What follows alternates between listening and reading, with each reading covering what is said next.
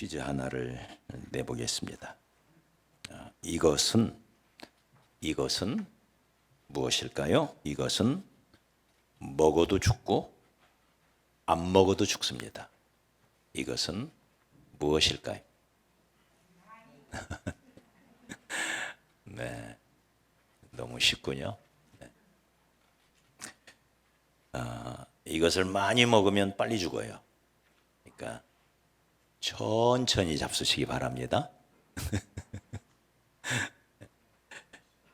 나이는 다른 건 다 속여도 나이는 속일 수가 없는 것 같아요. 40살이 되고 또 50살이 되고 60살, 70살 옛날 같지가 않죠. 나이를 안 먹고 싶은데 안 먹으면 죽는다니까 안 먹을 수는 없고, 나이를 80개나 먹은 분들한테 물어보면 50개, 60개 먹었을 때는 날라다녔다고 그럽니다. 이 나이 안 먹을 수는 없는데 안 먹을 수 없는 나이, 그렇다면 어떻게 해야 할까? 어떤 분이 이런 유머를 하시더라고요. 오늘날 교회 안에는 불교 용어들이 많다. 불교 용어가 교회에 많이 들어왔대요. 그래서 유머의 유머, 안내하는 분들이 성도들이 교회에 오면 절로 가세요. 절로 가세요. 그런데요. 교회에 왔는데, 그리고는 목사님들은 설교 시간마다 중생을 얻어라. 이 중생을 강조한대. 또 그런가 하면 교회의 절대 다수를 차지하는 나이대를 보면 이분들이 중년들이 많아요. 중년. 중놈이 아니라 중년들이 많아요. 옆 사람한테 물어보세요. 당신은 중년 아닙니까? 아니에요? 네.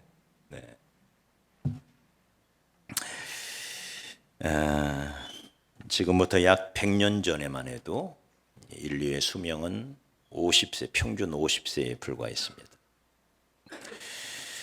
그런데 지금은 점점 인류의 수명이 연장이 되면서 지금은 35세에서 50세까지를 중년이라고 그래요. 그러던 것이 사람들의 수명이 더 연장이 되다 보니까 지금 독특한 단어 하나가 생겨났는데 중년 후기라는 말이 생겨났습니다. 이것은 50부터 65세까지를 중년 후기라. 네. 근데 또 요즘은 자기 나이에 0.8을 곱해야 진짜 자기 나이래요. 0.8. 그러니까 연세 80이 되신 분이 있으면 88이 64. 지금 몇 살이에요? 네, 아직 중년이에요. 64세. 64세. 그러니까 이 중에 중년이 참 많네요. 그렇습니다. 자, 이 35세 아니면 40세부터 65세에 이르는 이 긴 기간, 이 넓고 두터운 인생의 시기가 바로 중년기입니다. 중년기. 이 시기 인생의 가장 한복판이죠. 일도 이때 가장 많이 하고, 가장 많이 바쁘고, 동시에 이 시기는 우리의 인생에서 치열한 인생의 영욕을 경험하는 시기이기도 하지요. 성공하기도 하고 실패하기도 하고, 무언가 잡아보려고 정신없이 뛰어가는 그런 시기가 바로 중년입니다. 그러면서 이 시기에 그 어렵다는 갱년기의 변화가 찾아와요. 변화의 시기죠.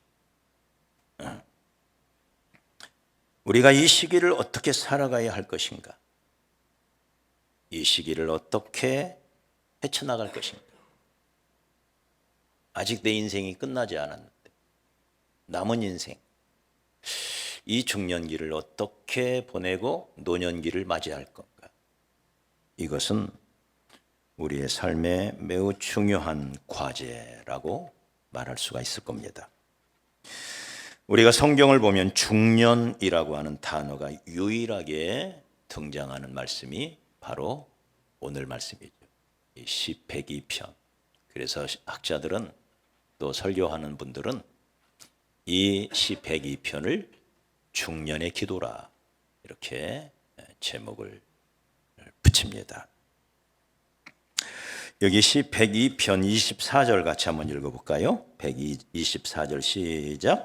나의 말이 나의 하나님이여 나의 중년에 나를 데려가지 마옵소서. 주의 연대는 대대에 무궁하니이다. 여기에 중년이 나오죠. 나를 이 중년에 데려가지 마옵소서. 왜 이 기도를 할까요? 죽음을 생각하는 거예요. 중년에 나 이러다 죽는 거 아니야? 중년기에 그런 생각을 한 번쯤 하게 되더라 그 말이에요. 자, 우리는 이 시편을 통해서 우리가 중년기를 어떻게 의미 있게 보낼 수 있을까? 어떻게 하면 우리의 남은 생애를 좀 더 보람 있게 보낼 수가 있을까? 같이 지혜를 얻어보기 원합니다. 자, 중년기 어떤 시기일까요? 첫째로 이 중년기는 육체적인 적응을 필요로 하는 시기입니다. 육체적인 적응이 필요해요. 육체적인 적응. 왜? 많은 육체적, 신체적 변화가 이때 일어나요. 적응을 해야 돼요. 인생의 어떤 발달 단계마다 적응이 필요하지만 이 중년기는 특별히 적응이 필요해요. 흔히 중년기를 연구하는 학자들은 이 중년기를 사춘기와 비교를 해서 사축이라 이런 말을 해요. 사축이. 이 사춘기와 사축이 중년기는 여러모로 닮아 있는 부분이 많아요. 뭐가 공통점이냐? 첫째는 육체의 급격한 변화를 경험해요. 이 공통점이에요. 우리의 자녀들이 사춘기에 얼마나 급격한 육체의 변화를 경험합니까? 그래서 그 변화에 잘 적응하지 못해서 힘들어하는 자녀들의 모습을 우리는 종종 보게 되죠. 막 팔이 길어나고 다리가 막 길어나고 이 밸런스가 안 맞잖아요. 얼굴에는 막 이상한 것이 막 솟아나고 또 여자들은 여성의 신체적 특성들을 경험하게 되고 남자들은 남자의 특성을 또 경험하게 되고 그런 육체의 변화와 함께 정서적으로도 마구 흔들려요. 정서적으로. 그래서 이 시기를 질풍노도의 시기라. 불안하죠. 쳐다보면 막 불안해요. 애가. 네. 그런데 이 사춘기가 육체가 자라나면서 변화를 경험하는 시기라고 한다면 중년기는 우리의 육체가 서서히 허물어져 가면서 육체의 변화를 경험해요. 그 변화가 조금 달라요. 네. 중년이 되면 늙고 있다는 신체적 반응이 나오기 시작합니다.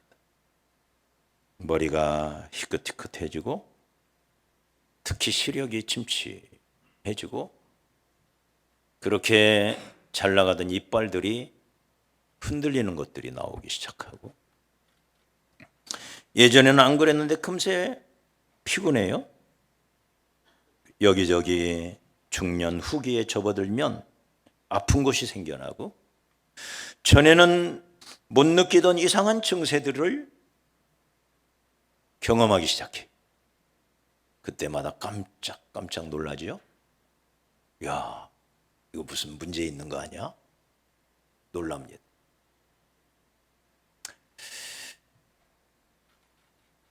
그러면서도 또 한편으로는 그게 너무 싫기도 하고 그걸 부정하려고 하는 시도가 있어요. 제 아내가 저에게 자꾸 염색을 하라고 그래요. 근데 그 말이 너무 싫어요. 내가 벌써 염색할 나이가 되었나? 이걸 부정하고 싶은 거예요. 근데 거울을 보면 벌써 반백이 되어 있는 제 머리를 보면서 이제 염색을 피할 수가 없구나. 이 혼란이 있는 거죠. 이 혼란, 이 갈등이.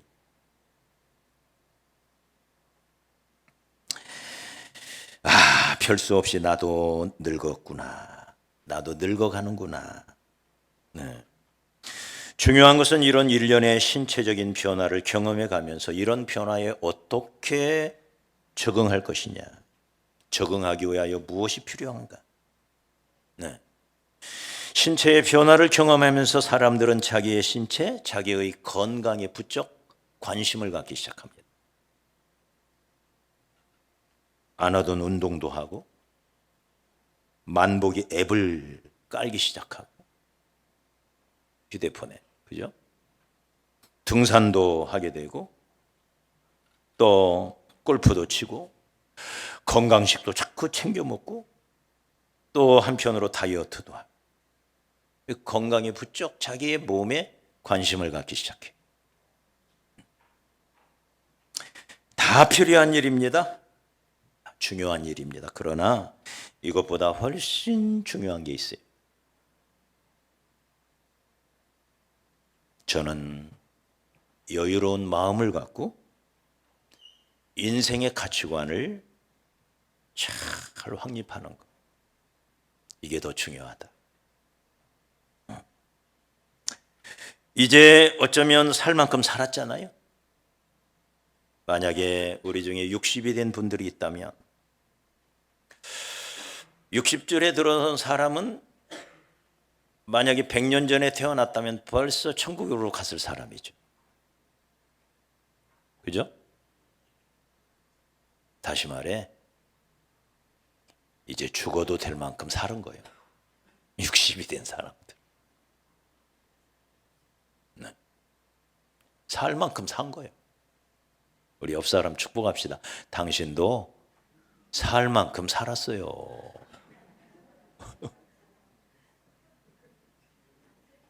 빨리 죽으라는 얘기는 아니에요.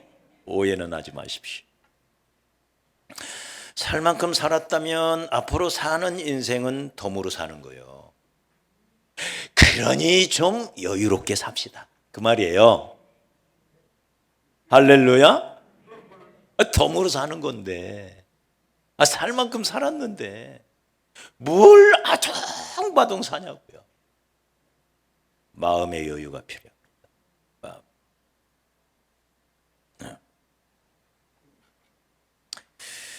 남은 생애는 좀 여유롭게 살면서 그러면서 지금까지 살아오면서 한두 해 산 게 아니잖아요.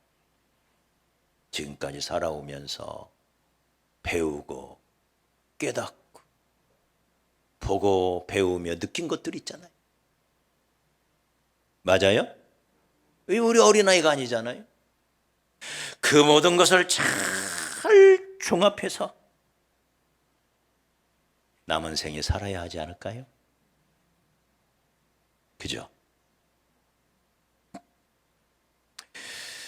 그러기 위해서는 우선순위를 조절할 필요가 있습니다. 우선순위. 우리는 대부분 지금까지 너무 바쁘게 살았어요. 이게 중년이에요. 너무 바쁘게. 네. 그러나 우리가 우리의 삶을 돌아보면 우리가 그렇게 우리를 바쁘게 했던 일들이 꼭 중요한 것들이 아닌 게 많아요. 급한 것들. 그 급한 일에 밀려서 떠밀려서 허둥지둥 살아왔던 모습들이 많아요. 그래서 이제는 정말 중요한 거, 젊어서는 이것저것 다 할 수 있을 것 같으니까 마구 저질러 대고, 네? 열심히 살면 되지 하면서 살아왔다면 이제 나이가 들어보니 내가 다 할 수 있는 게 아니고 이걸 깨달아가죠. 그건 욕심이구나. 내가 할 수 없는 것들이 세상에 많구나. 그러면 나는 어떻게 살아야 할 건가? 내가 가장 잘할 수 있는 거, 무엇보다도 내 인생의 주인, 나의 왕, 나의 목자 되신 우리 주님이 무엇을 기뻐하시는지, 내 삶을 통해 우리 주님이 무엇을 원하시는지. 네, 주님은 나의 주님께서는 나에게 무엇을 가장 중요하다고 말씀하시는지 이걸 생각해야 돼. 그리고 이제 얼마 후면 우리가 주님 앞에 섰을 때 주님께서 나를 보면서 너 뭐 하다가 왔냐? 라고 물으시면 뭐라고 대답할 거예요? 네? 뭐라고 대답할 거예요? 가치관의 문제예요. 무엇이 중요하냐?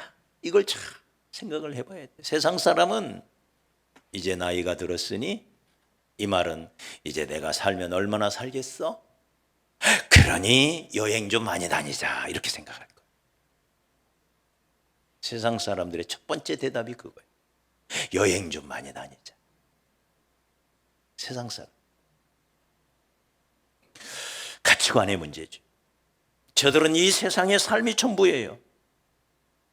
그래서 우리는 이제 교회만 다니는 게 아니라 좀 더 진지하게 성경을 들여다보고 왜 거기에 하나님의 뜻이 기록되어 있으니 하나님 말씀을 공부하면서 내 인생의 가치관을 잘 종합적으로 다듬어서 내 남은 삶을 무엇을 위해서 살고 어디에 집중하며 살고 내 주님 나의 왕 나의 선한 목자가 무엇을 원하시는지를 헤아리면서 거기에 그 중요한 일에 집중하며 사는 그런 중년이 되어야 한다. 할렐루야. 그래서 좀 덜 중요한 것들은 과감하게 포기함으로써 좀 더 여유로운 시간을 좀 더 잘 관리하고 여유로운 마음으로 인생을 바라보는 그런 시각을 저와 여러분이 가졌으면 좋겠습니다. 이 중년기에 급격한 육체적인 변화를 경험하면서 그 육체의 변화에 적응도 해야 하고 두 번째는 이때는 심리적 안정이 필요해요. 인생의 발달 단계마다 심리적인 안정이 필요하지만 특별히 이 중년기에 더더욱 이 안정이 필요해요. 영혼과 육체는 떨어져 있는 게 아니에요. 논리적으로만 떨어질 뿐이에요.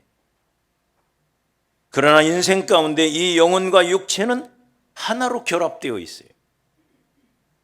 영어로는 유니트 되어 있다라고, 결합이 되어 있어요. 그래서 서로 영향을 상호 간에 주고받으면서 존재해요. 육체가 너무 피곤하면 마음의 여유도 사라져요. 육체가 너무 피곤하면 기도도 잘 안 돼요. 우리의 영혼 속에 어떤 죄가 들어오고 그래서 불안함과 근심이 있으면 그것이 육체적인 질병을 유발하기도 해요. 서로 영향을 주고. 반대로 내 영혼에 기쁨이 차고 넘치고 평강이 차고 넘치면 다소간의 육체가 피곤하다 할지라도 그걸 극복할 수 있는, 거뜬히 넘어설 수 있는 그런 에너지를, 삶의 에너지를 얻기도 합니다. 서로 연결이 되어 있어요. 왜 이런 말씀을 드리느냐? 이 중년기가 되어 육체의 변화가 우리 몸에 찾아오면 그것이 우리의 심리적인, 우리의 마음에 영향을 미쳐요.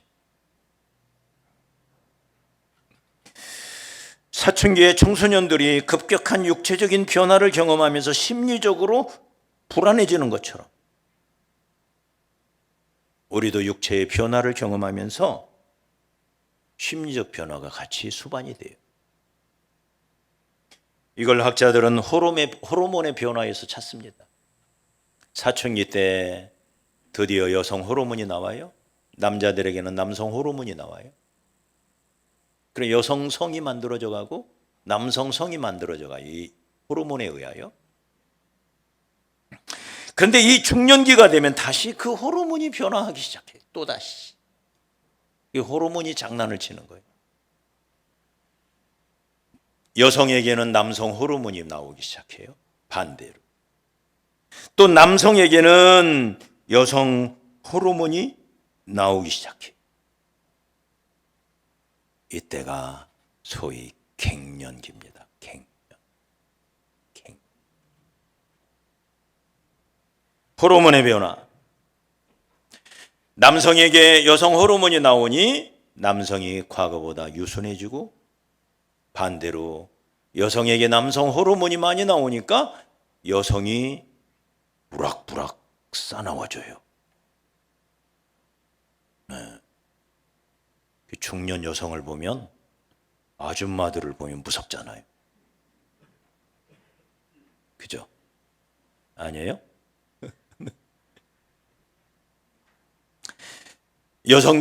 남성들은 반대로 유순해지는 경향이 있어요. 물론 아직도 집에서 소리 꽥꽥 지르는 남자가 있다면 그건 허상이죠, 허상. 과거의 습관이 몸에 남아있을 뿐이에요. 속으로는 불안하고 속으로는 한없이 연약해요. 가오만 남아있는 거예요. 이해해 주시기 바랍니다. 한없이 연약해요. 속. 이게 갱년기를 맞이하는 남성들의 모습이에요. 반대로 여성들은 얼마나 우악스러워지는지 몰라요? 저는 요즘 제 아내가 무서워요. 옛날에는 꼼짝도 못했는데 무서워요. 역전현상이 더 심해지겠죠, 이건? 더. 그래서 할아버지가 되면 할머니한테 꼼짝 못하고 사는 이유가 이제 그렇게 육체적으로도 심리적으로도 여러 가지 변화 속에서 불안해하는 시대, 이게 바로 사춘기의 특성이면서 동시에 중년기, 사춘기의 특성이라는 거예요. 상당히 유사하죠. 중년기 도대체 누굴까? 중년기는 더 이상 젊은이는 아니에요. 네.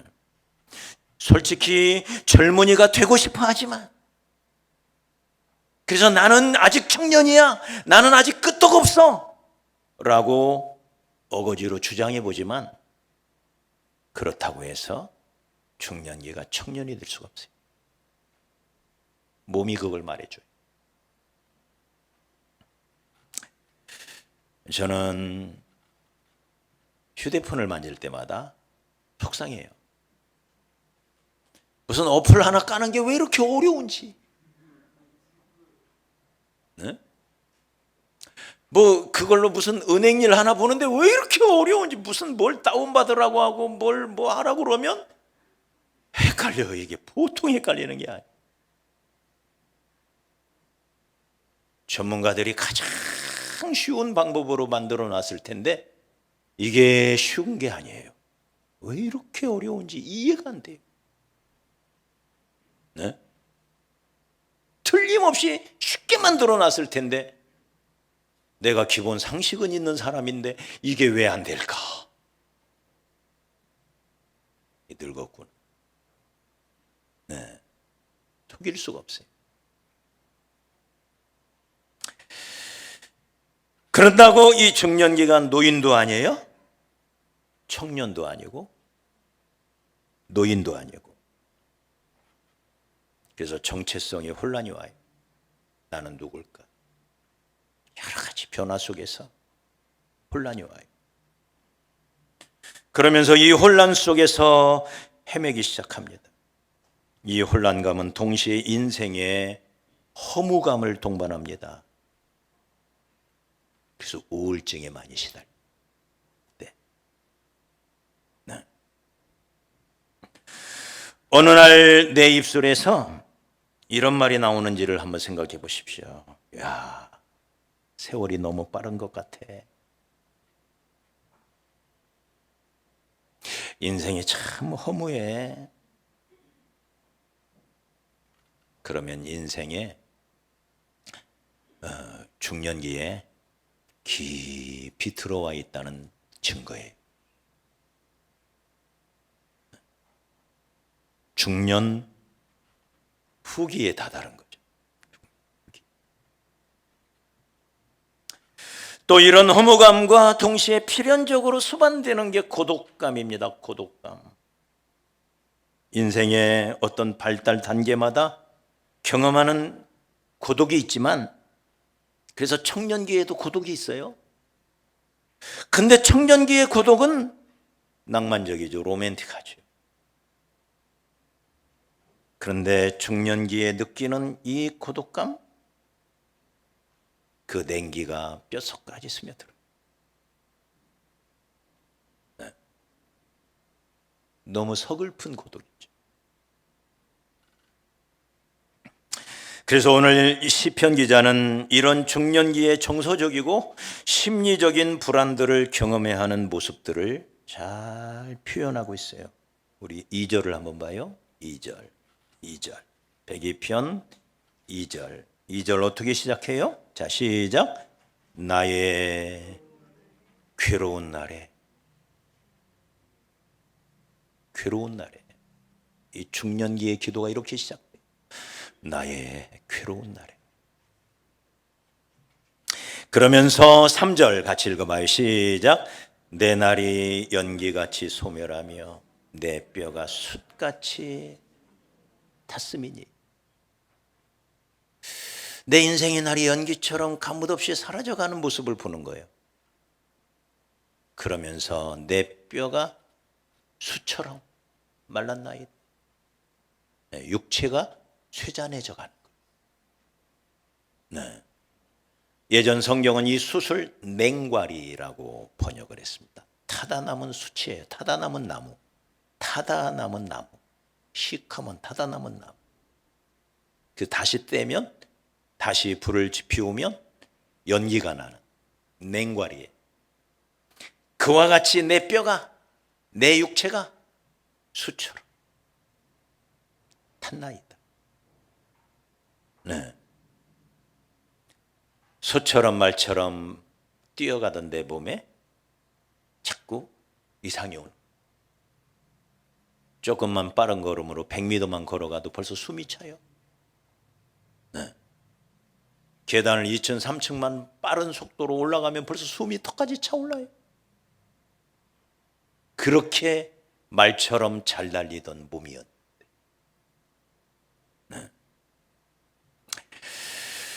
자, 5절 그런 모습을 보면서 자, 4절 내가 음식 먹기도 잊었으므로 식욕이 줄어들어가요. 내 마음이 풀같이 시들고 말라버렸나이다. 몸만 그런 게 아니라 마음도 시들었다. 우리 5절 같이 읽어요. 시작. 나의 탄식 소리로 말미암아 나의 살이 뼈에 붙었나이다. 6절 시작. 나는 광야의 올빼미 같고 황폐한 곳에 부엉이 같이 되어싸우며. 외로움이죠. 너무 외로운 거예요. 7절은 그 외로움이 극에 달하죠. 7절 시작. 내가 밤을 새우니 지붕 위에 외로운 참새 같으니. 옆에 누가 있어도, 친구가 있고 가족이 있는 것 같은데 견딜 수 없는 외로움. 그게 중년기에 찾아온다는 거예요. 나는 광야의 올빼미 같고, 네, 당아새라고 번역이 되어 있죠. 예전 성경은 나는 광야에서 홀로 울어대는 올빼미 같고, 황폐한 곳에 부엉이 같고, 지붕 위에 참새와 같고, 초라한 자기 모습을 발견. 초라한 자기 모습.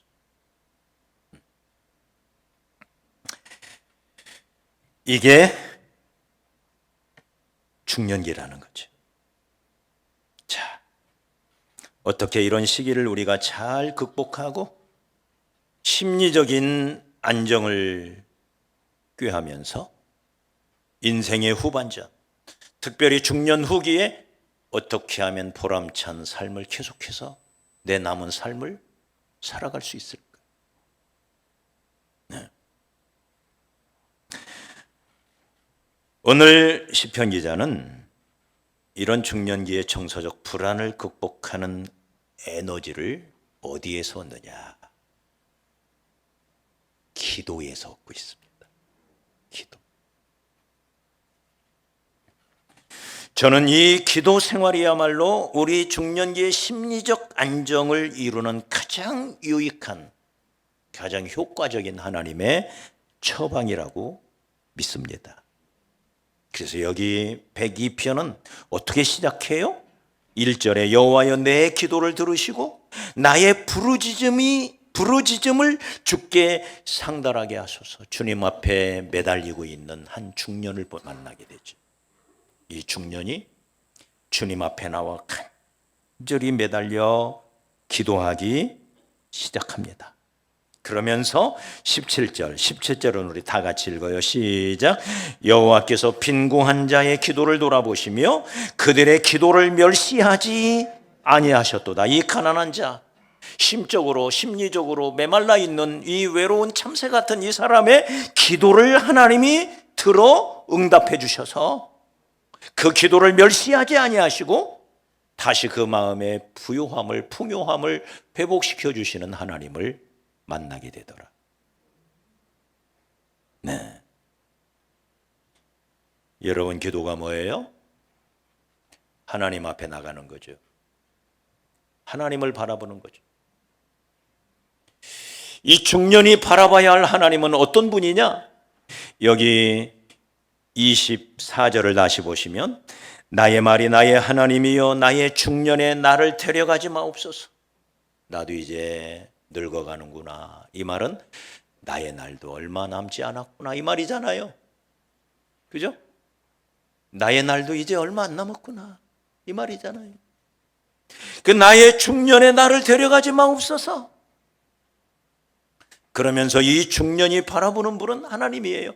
주의 연대는 대대에 무궁합니다. 다시 말해 영원한 것은 주님밖에 없습니다. 그 말이에요. 네? 나의 육체는 점점 후퇴해가고 쇠퇴해가지만 그러나 영원하신 분 그 하나님을 바라보는 거예요. 그래서 26절에도 천지는 없어지려니와 주는 영존하시겠고 그것들은 이 천지는 다 옷같이 낡으리니 의복같이 바꾸시면 바뀌려니와 주는 한결같으시고 주의 연대는 무궁하리이다. 내가 섬기는 주님, 그 주님 안에 내가 온전히 들어가면 나도 주님과 같이 영원한 삶을 누릴 수가 있나이다. 이 고백이에요. 이게.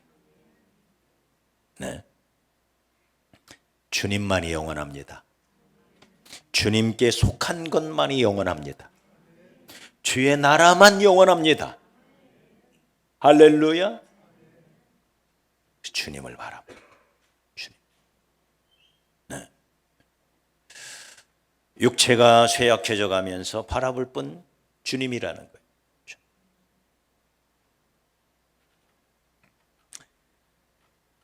여러분, 가을에는 기도하게 하소서라는 시가 있죠. 인생의 가을에도 기도하게 하소서. 할렐루야. 기도할 때, 다시 말해 영원하신 우리 주님을 바라볼 때 우리의 심리가 안정이 돼요. 불안했던 마음이 사라지고 마음의 평화가 주어져.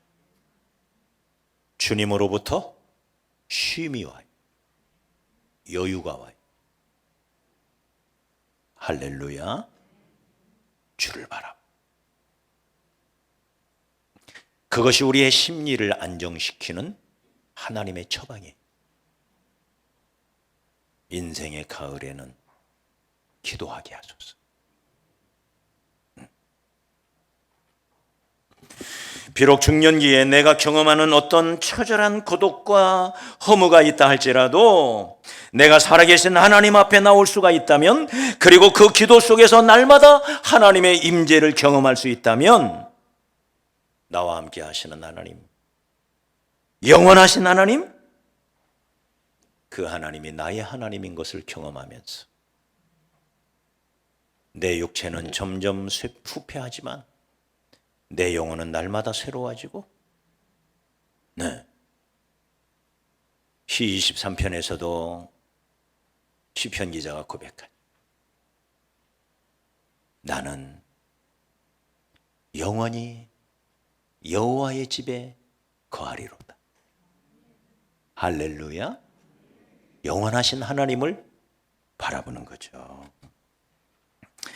자, 중년기의 어떤 시기일까요? 첫째로 육체적인 적응을 필요로 하는 시기입니다. 둘째로 심리적인 안정이 필요한 시기예요. 마지막으로는 관계적인 용납이 필요한 시기입니다. 따라합시다. 관계의 용납이 필요하다. 누군가가 이런 말을 했습니다. 우리의 인생이 늙어가는 징후는 주름살이 늘어가는 것처럼, 우리의 이마에 주름살이 늘어가는 것처럼 우리의 마음이 늙어가는 징후는 상처가 늘어가는 것이다. 이마에 주름살만 들어가는 게 아니야. 마음의 상처가 늘어간대. 이게 중년이래. 그래서 이 상처를 마음의 주름살이라고 합니다. 마음의 주름. 중년 후기로 인생의 후반전으로 가면, 인생의 마지막 석양을 향하여 갈수록 우리 안에 분노가 쌓여요. 분노가 축적이 돼요. 지금까지는 참고 살았는데, 지금까지는 견뎠는데, 이제는 이게 잘 안 참아져요.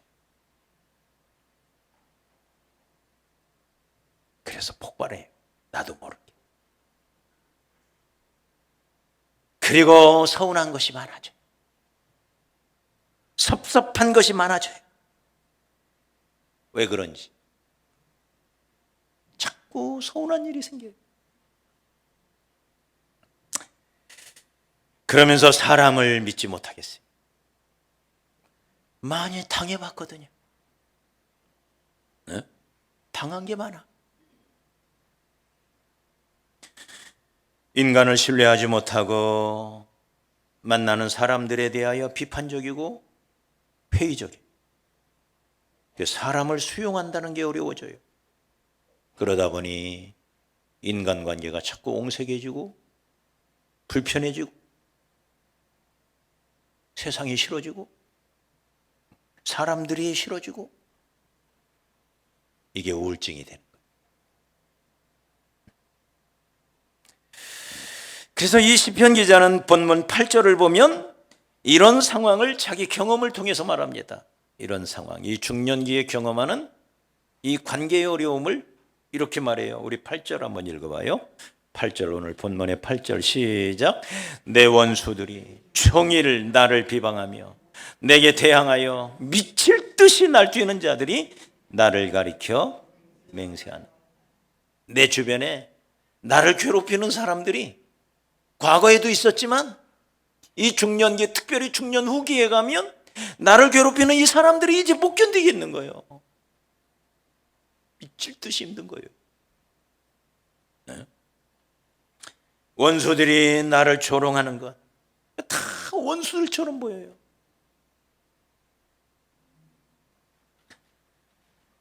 그저 주변에 있는 사람들이 마치 원수들처럼 날뛰는 세상.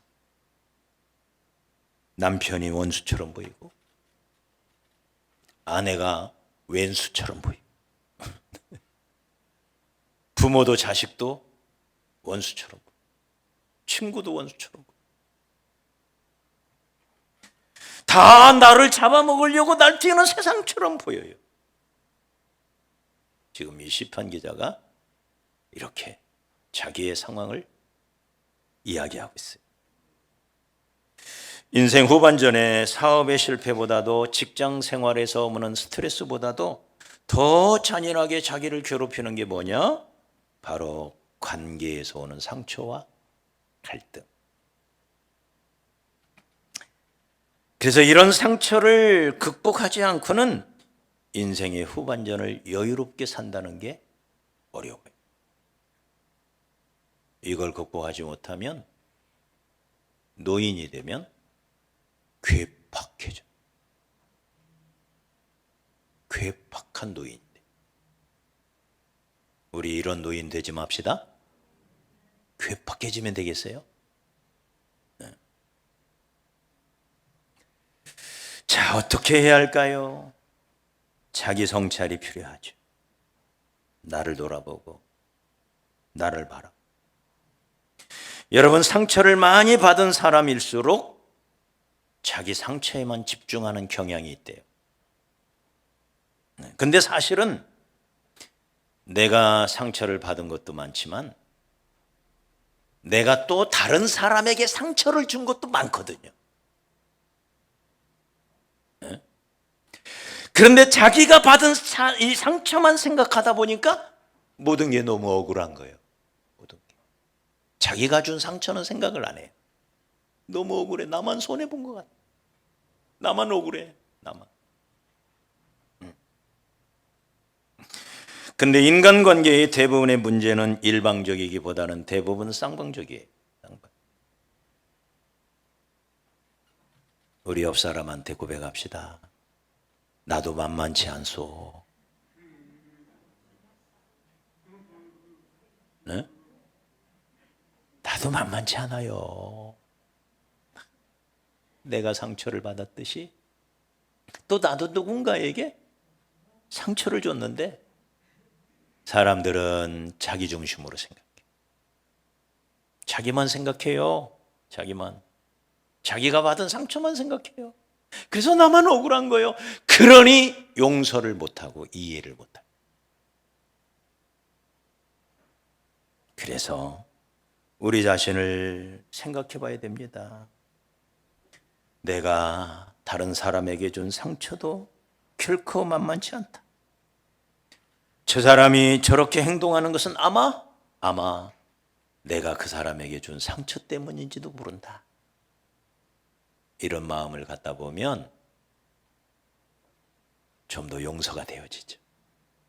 좀 더 이해하는 마음이 생기기 시작하죠. 그러면서 우리는 특별히 믿는 사람이기 때문에 왜 하나님이 나에게 이런 일을, 이런 사건을 허용하셨을까? 돌아보면서. 네.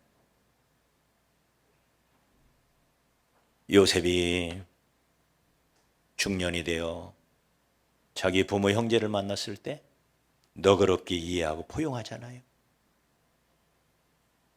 그 이유가 뭐예요? 하나님이 그렇게 하셨습니다.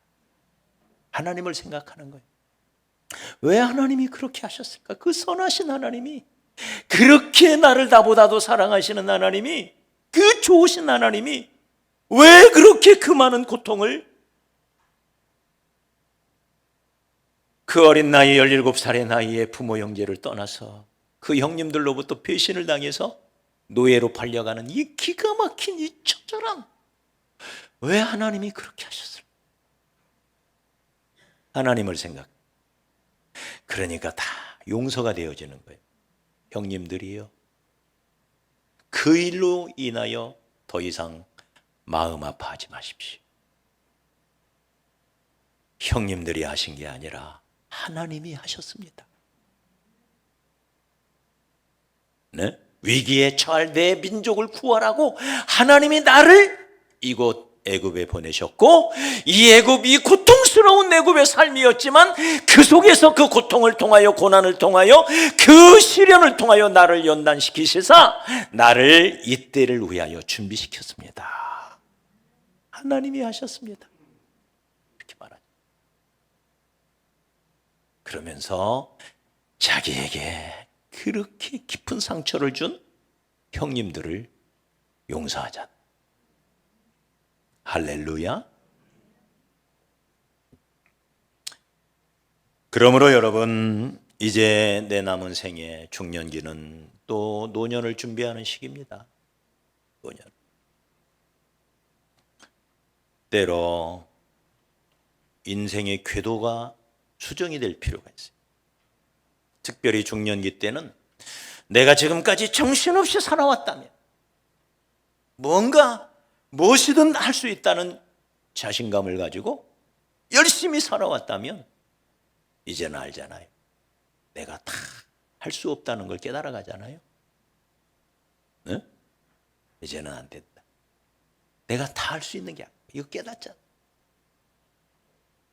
그러면서 그동안 배우고 느끼며 깨달았던 것들, 특별히 하나님께서 진리의 말씀을 통해, 성령님의 인도를 통해 나에게 말씀해 주셨던 그 모든 하늘에 속한 참된 진리의 기준을 가지고 우리 자신을 돌아봐야 돼. 그러면서 궤도를 수정해야 돼. 그래야 우리의 목적지에 바르게 도달할 수가 있습니다.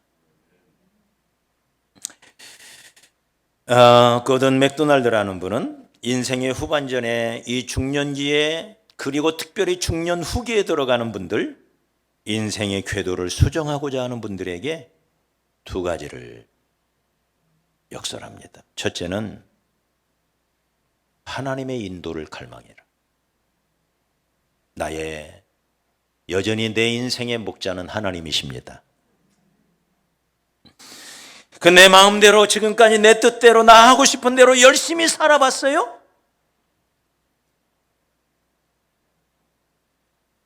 된 것도 있지만 안 된 것이 더 많죠. 나의 선한 목자 되신 하나님,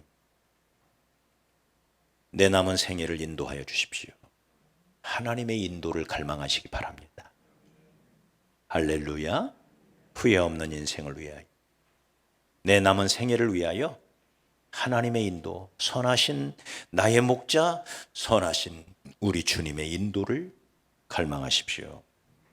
두 번째는 저 영원한 곳에서 나를 기다리시며 내게 상급을 주시는 하나님을 바라보시기 바랍니다. 내게 상을 주시는 하나님. 여러분, 내가 구원받고 하나님의 자녀가 되어 하나님의 일을 하며 하나님의 영광을 위하여 수고하고 헌신하며 섬기는 그 모든 것들이 헛되지 않습니다. 지금까지 살아왔던 것들이 헛되지 않고, 지금도 앞으로 내가 살아갈 것 결코 내가 예수 안에 있는 이상 헛되지가 않아요. 네? 그래서 사도 바울은 고린도전서 15장 58절에 내 사랑하는 형제들아 흔들리지 말. 네. 더욱 견고해서 주의 일에 더욱 힘쓰는 자들이 되라. 이는 너희 수고가 주 안에서 결코 헛되지 않은 줄을 알미니라. 하나님이 내게 갚아주실 영원한 상을 바라보시기 바랍니다. 그 상을 바라보며 내가 가는 길, 주님 안에 있으니 주님이 기뻐하시는 나의 선한 목자 되시는 주님의 뒤를 잘 따라가서 내 남은 생애를 잘 마무리하는 그런 저와 여러분이 되었으면 좋겠습니다.